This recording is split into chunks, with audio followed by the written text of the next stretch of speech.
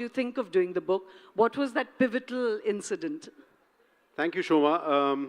Thank you, all of you, for being here. I hear that in Chennai, the graveyard shift starts after 8 p.m. or so. So it's great that I still see so many faces in the audience. Look, Shoma, I mean, as a journalist, I've been tracking, hate crimes and generally the rhetoric around religious hate for a while now. And one thing that I saw in my experiences as a journalist traveling to all of these places is that I think there was something fundamental happening which we were all missing. Because we were looking at every lynching, every riot, every sort of hate speech that happens as exceptions, as events, as aberrations to normal behavior, right? So we, media people like me, journalists like me, would go to the ground and would cover these as events, as something that has just been a flash in the pan sort of a thing. But doing that for a while, I realized that I think we were missing the story. What has happened now is that there has been a whole process that has actually allowed communal frenzy to build up to such a point where riots and hate crimes and lynchings are just an expression of all of that built up anger and hate. And that is the story that I think a lot of us have ended up missing. So what the book essentially has tried to do is just capture that process, right? Has captured how that hate has built up, and I've focused on the use of popular culture. We sort of always, Shoma, think of popular culture as being something very benign, something that is meant to entertain, something that is meant to take you away and distract you from everyday life. Except that in this case, popular culture has become, sort of the chief tool through which people are being radicalized and through which millions of people are being radicalized in the everyday. So the three popular culture forms that I've focused on in the book are music, poetry, and publishing, which is the creation of these publishers who only and only publish books about Hindutva. So to sort of try and understand that story, I chose one character each. I chose a singer who only sings Hindutva songs. This 25-year-old singer from Haryana. For the poetry part of it, I choose this young poet from Lucknow, and he only and only does poetry around Hindutva issues. And the third part is the publisher, and I've again sort of looked at this person from Delhi who used to be a journalist, by the way, and then has decided that his full-time work has to be to bring out books that continuously talk about Hindutva. And all of these three people, Shoma, what they do is they're not just looking at things happening in the now. The idea is to create a narrative around Hindutva in the way that you start from the past, So you re-look at historical characters like Gandhi and Nehru and so on. You re-look at historical events like the partition, like the Khilafat movement, like the freedom struggle, and you reimagine it in the Hindutva light. So Gandhi, for instance, becomes, a lodestar of sorts for a lot of a lot of sort of poetry, a lot of music, a lot of books and literature, which castigate him and glorify his assassination. And then they sort of say that he was a Muslim stooge. He was always, in favor of Pakistan, never about India. So the past is one aspect, the present is another. And then in the present, they're constantly trying to find ways to push and stoke anger and hate against Muslims, against Christians, against, as Aruna said, against Andolan Jivis, against the activists. And they're trying to reimagine the future that all of you must want. The future of India being a Hindu Rashtra. The future of India being Muslim and minority-less. So these are the broad sort of gamuts in which Hindutva pop exists, and essentially this is what the book is trying to sort of track down. So, you did not meet them as a sting investigator or a sting journalist, but you were actually tracking their story over several years, and they knew that you were going to write a book. So again, talking about that human connection, how did that form? And tell us how you made a relationship with these people, and what was your own personal reaction to these people, So, Aruna said something very interesting about the dialogue, right? The dialogue breaking down. And I think one reason why that has happened is also because journalists like us have stopped engaging in trying to break down what is happening across us. I think some of us have been guilty of playing into our own biases so much that we now don't no longer want to report on people we don't agree with. And then unfortunately, liberal politics in this country has fallen into the trap of not engaging and not wanting to engage with anything that sounds different from their value set. Um, Thankfully, journalism doesn't allow you the luxury, right? It doesn't allow you to say, I'm not going to bother about reporting on people whose values I don't share, or whose political ideologies are different from mine. I think now more than ever, Shoma, journalists like us have to be out there having dialogues like these, having conversations, or just reporting deeply on what a broad section of society is saying.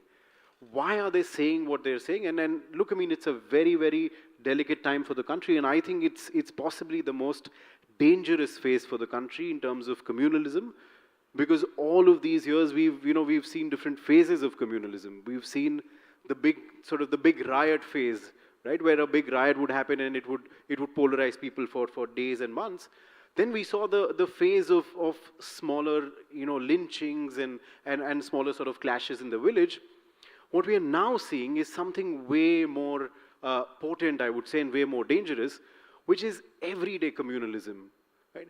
Now, you no longer need a riot, you no longer need, a hate speech, you no longer need a lynching, but on an every single day basis, hate is able to reach you through your WhatsApp, through your social media, and it's easier than ever before to radicalize people.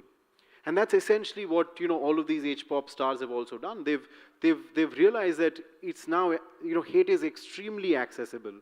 All you need to do is sort of click on your phone a few times, and you can listen to songs, you can listen to poetry, which will radicalize you, which will evoke emotions of anger and hate against minorities.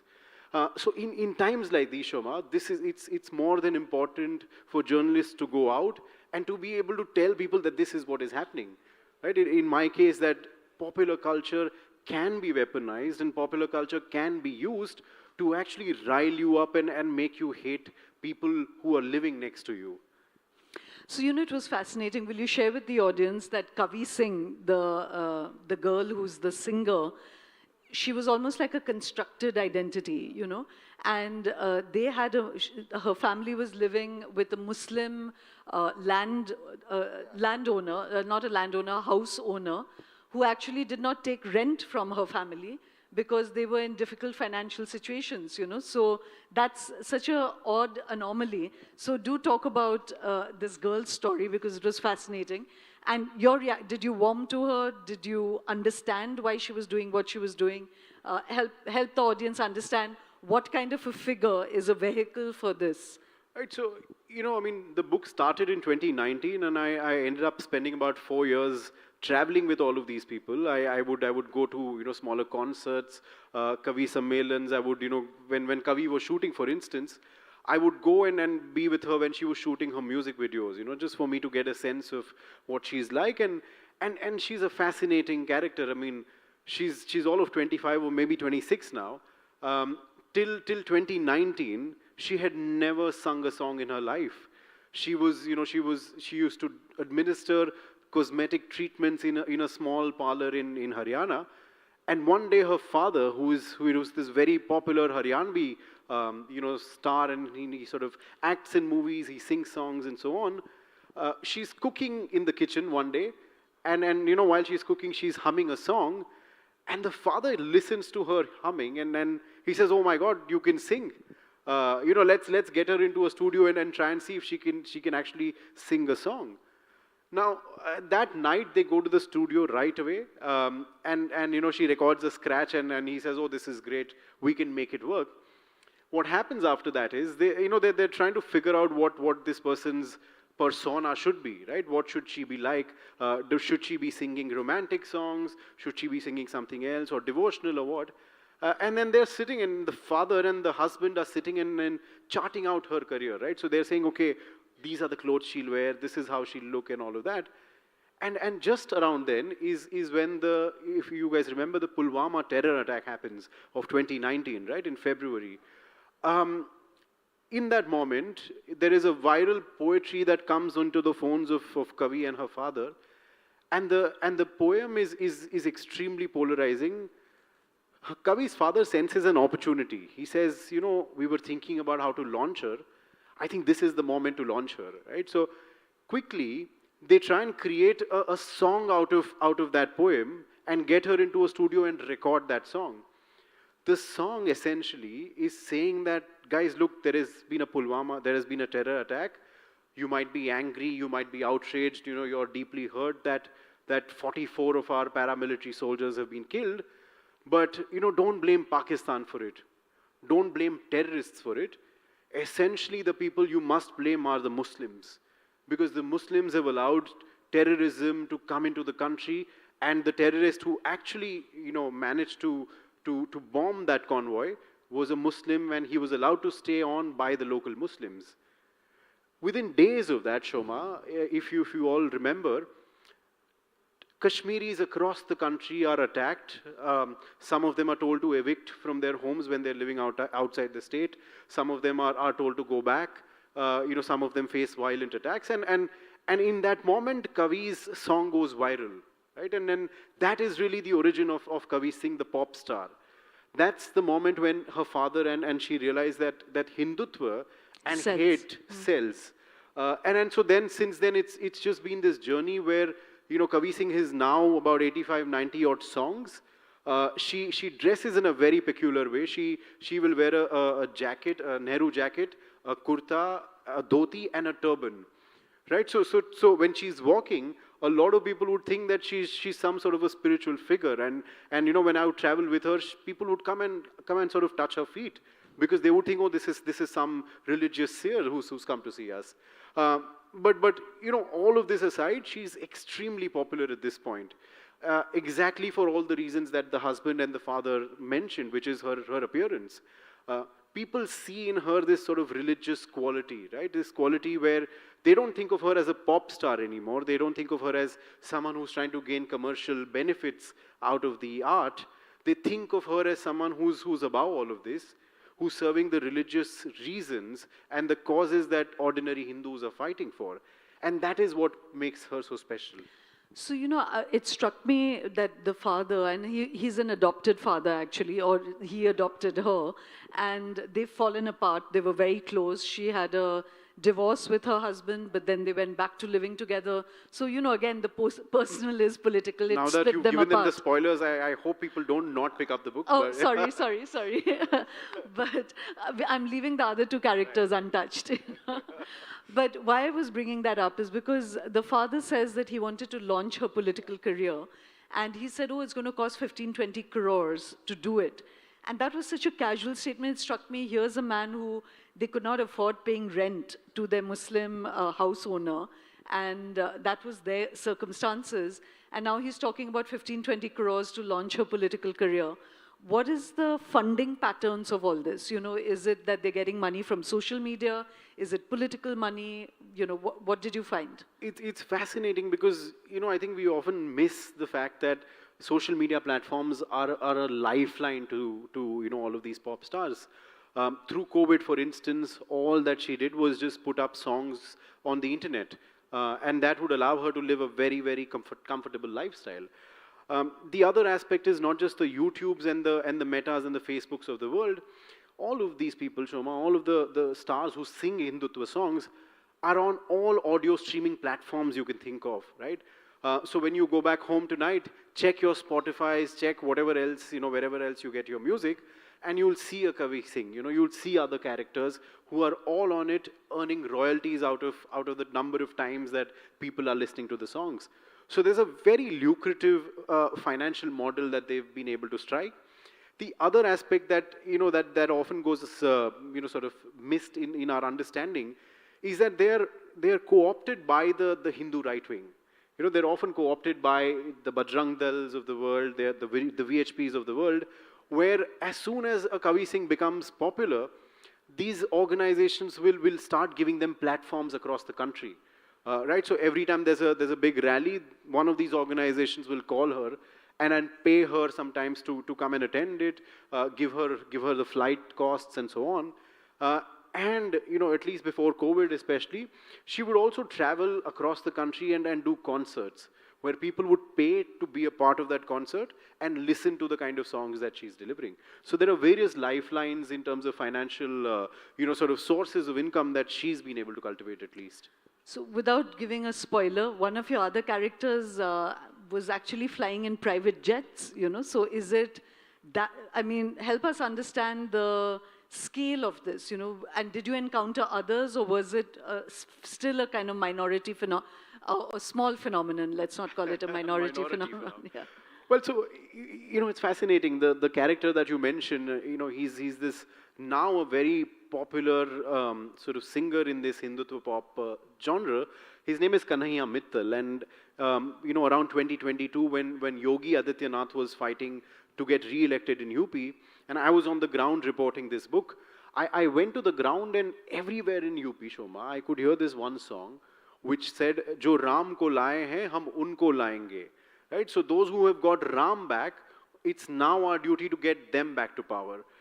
And this song was everywhere, right? I would hear it in shops, I would hear it in buses, it was on people's caller tunes and so on.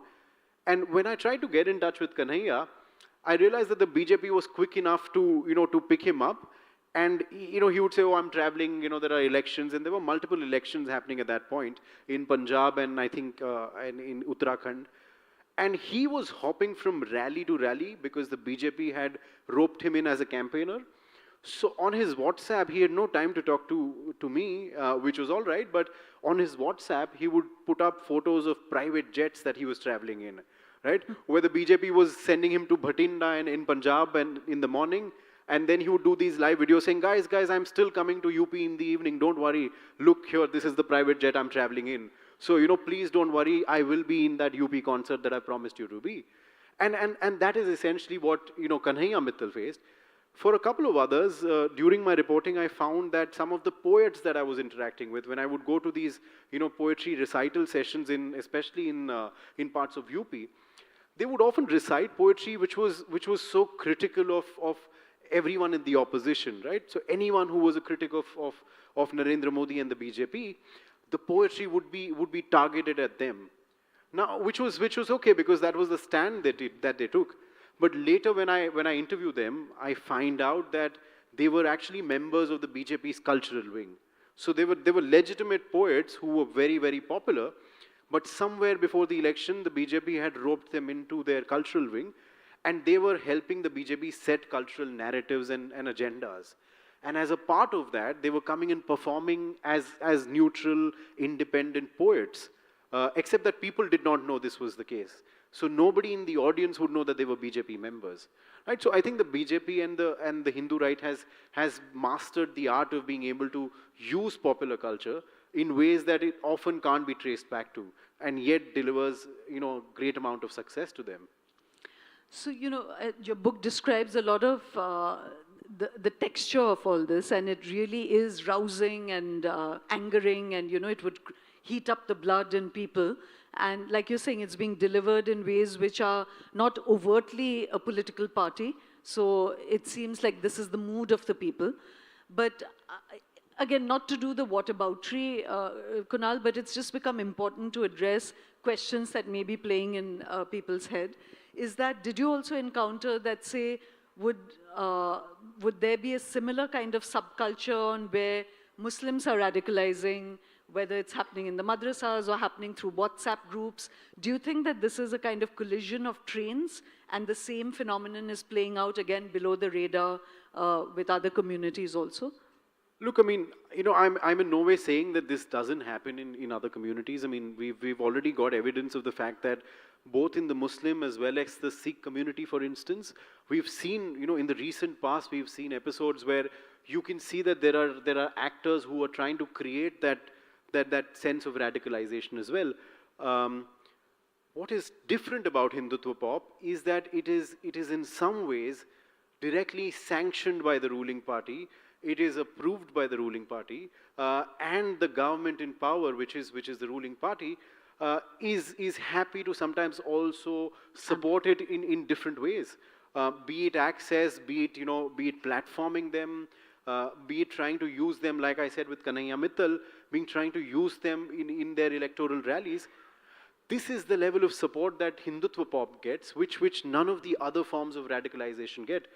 On the other side, we're seeing, like I said, with other communities, there might be fringe elements which might be doing this, right? They might be using some of what is happening politically in the country to radicalize people and say, look, you need to respond to that.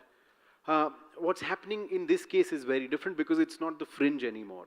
It is the mainstream. It is led by the sitting prime minister of the country when he goes on to election rallies and calls a section of our population infiltrators and so on, and people who breed more.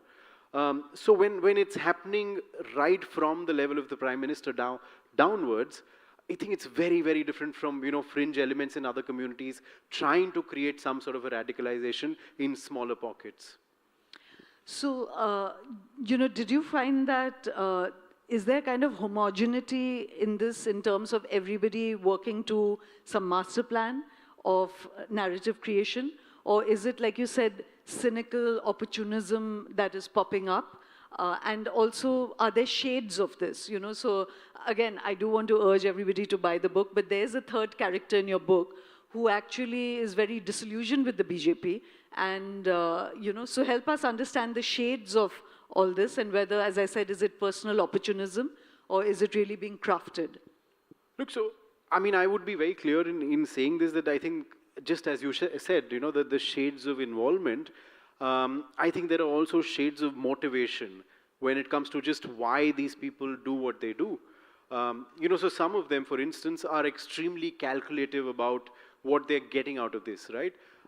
So they will know that, okay, this is what it's getting me in the short term. This is what I want to do, and this might be the best way to do this. But there are other people who for years and years have been doing this, and they've been toying with the model for a while, but they've been extremely committed, Shoma, to the cause, like it or not. Right? They've been doing this even before the BJP came to power, and they've been doing this without any commercial success in mind. And I think it's as journalists, it's also important for us to acknowledge that aspect, because I think liberal politics often dismisses a lot of this as being motivated by money or fame or whatever else. But you have to realize that there are sections of the population on that side of the divide who are extremely committed to the cause that they have in mind, dangerously committed so, right? So the third character that you mentioned, Sandeep Dev, he is the one that I said, he runs a publishing outfit which only and only publishes Hindutva books. One of his books, for instance, talks about how the Red Fort in Agra is actually a Hindu temple.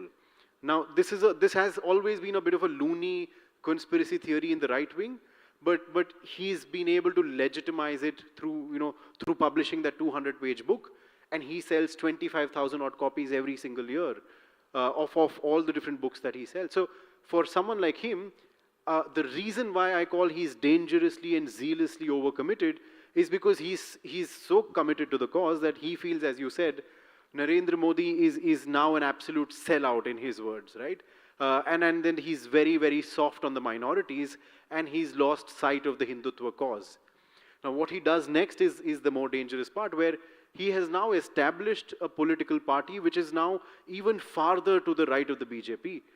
And it believes that it needs to undo the damage that the BJP is doing by trying to play to Muslims and the minorities. So those are the shades that you often see in this sort of Hindutva galaxy of superstars. So, again, talking about shades, it was interesting that the RSS chief himself, and India, actually Ashish Nandi once said something very interesting. He said that India is actually a country of such amazing differences that it has a centralizing power.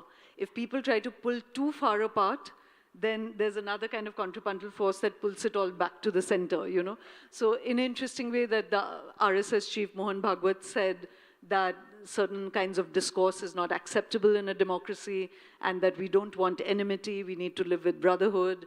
And, there was a kind of message being sent out that there isn't comfortableness with extreme rhetoric, So I just want to say that that's important and interesting development as well. But when you were talking very importantly about engaging with these phenomena, not just name calling it, not just dismissing it or scorning it, but engaging with it, and sometimes there are seeds of legitimate grouses or anxieties that need to be addressed and given respect, again, to use Aruna's voice. So when you were reporting this, did you come up with any of that, like legitimate anxieties or grouses that need addressal? No, 100%. I mean, look, one thing that I told myself, Shoma, when I went in is that I am not going in there to judge these people and to call them names. That's not my job as a journalist at all.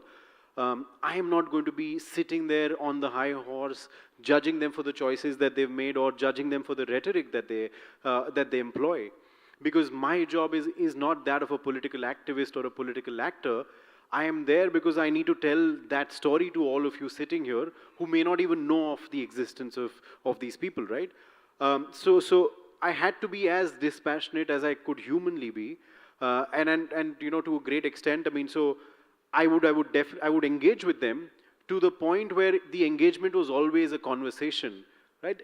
Very rarely would it get into a debate, and except for this one time, it never got into a dispute. I was absolutely certain that that is not something that I wanted to do, because I think one of the reasons why I even wrote this book is that all of us, people who are on either side of the political divide, need to start seeing people who you disagree with as fellow humans, as people who might have similar aspirations, who might have similar fears, similar dreams, just that they end up making a political choice which is very different from yours. Dehumanizing and villainizing people who believe differently is not the solution at all, because like it or not, Hindutva is here to stay. And so is the kind of radicalization that the BJP and the RSS and all of the others have been able to do, right? So our best case at this point is to be able to engage with, is to be able to understand what is happening on the other side, and then find ways to tackle. In terms of the genuine grievances that you mentioned, I mean, of course, yes. Sandeep Dev, for instance, who's the publisher I told you about, he used to be a journalist in Hindi newsrooms for many, many years. And one of the things that he told me, and this was before 2014, before Modi came to power, he said, Kunal, I used to be a journalist who used to always have the Hindu cause at heart. And sometimes when I would ask these questions which I thought were questions about Hindus and why certain things were not being reported certain ways and so on, I was never allowed the luxury of a conversation within the newsroom. I was always shunned away from the newsroom saying, oh, you're a communal guy, right? Like he's this terrible communal person. He's a Sanghi and he's so on and so forth. So somewhere in his mind, he said, how good are you as liberals if you're not even allowing me the luxury of conversation? And for me, that remained. Because the definition of liberal politics has to be that we engage with people who are diametrically opposite to our points of views and give them as much respect as you would give to anyone else. And so some of these grouses are extremely genuine. Kamal, for instance, the poet, again, he's had a childhood where he's seen things through his own eyes and through his lived experiences, which turned him against Muslims. Now, those experiences, in my view, logically speaking, have nothing to do with the Muslim community. But I think that's where Shoma, liberal education failed him, right? When it failed to tell him that, you shouldn't be judging a whole community of 200 odd million people by the actions of those 2 or 3, 4 people who you've encountered. And so these are conversations that I've carried back, and these are conversations that are going to remain with me, because I feel some of them have genuine grouses that we need to on the liberal side of things reflect on and possibly act on. That's a wonderful note to end on, Kunal. And definitely, that's also a journey that I've become very conscious of, because whether it's from the Kashmir Pandit issue to triple talaq to, just like to have space where people can just voice their thoughts without being caged into this or that. And, we talked about the danger of calling people Andolan GVs or anti-nationals. And similarly, on the other side, it's such, like I said, lazy shorthand to call someone a Sangi or a whatever, libtard, and that just closes all conversation, and we're not understanding the phenomenon that is actually happening in people's lives. And like you said, some of it confusion, some of it genuine, some of it constructed, but at the very beginning, it needs engagement, and your book is a huge step in that direction. So thank you for writing it. No, I mean, just one last thing that I do want to say is what the lack of engagement does, right? At the start of the conversation, I told you that this possibly is the most dangerous phase of communalism because it has now reached the individual. It no longer needs a leader to lead you on. It's now the individual that they're directly targeting and radicalizing at an individual level through songs, through poetry, through books, through cinema increasingly. And WhatsApp groups. And then WhatsApp groups as always, right? So what has happened is, willingly or unwillingly, all of us are being enlisted as members of the mob. And we're seeing signs of that. We're seeing signs that individuals who've had no history of being active into politics are coming up and acting on that hate.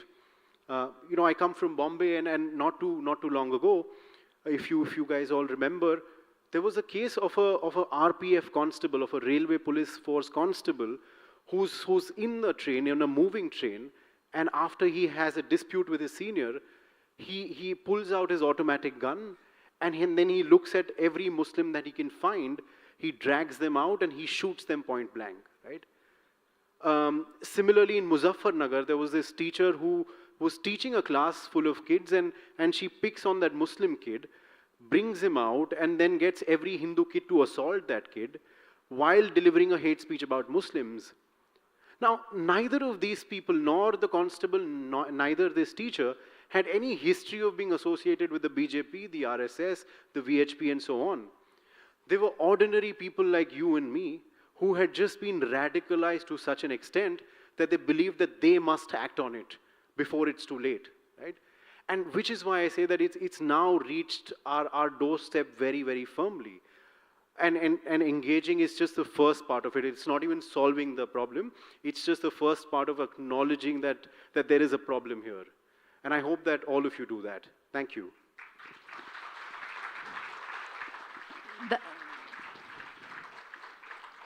That was a really powerful statement, Kunal. And, I just wanted to again say that a lot of people now talk about this WhatsApp divisions in people's families and how everyone's living in their own literally closed bubble of truths that are so sacrosanct that they can't even hear outside it. And none of that is rooted in fact, It's truths, but not factual. And parents, brothers, siblings, friends, the divisions are so ordinary and quotidian, like you said, and individual. So your book, as I said, is a big sort of move against this. And the book is outside. Kunal will sign books, so please do buy it. And thank you very much for coming, Kunal. Thank you so much. Thank you so much, guys. Thank you. Look forward to seeing you all again, and thank you very much for being here today. There's drinks and snacks outside, and Kunal's books are out as well.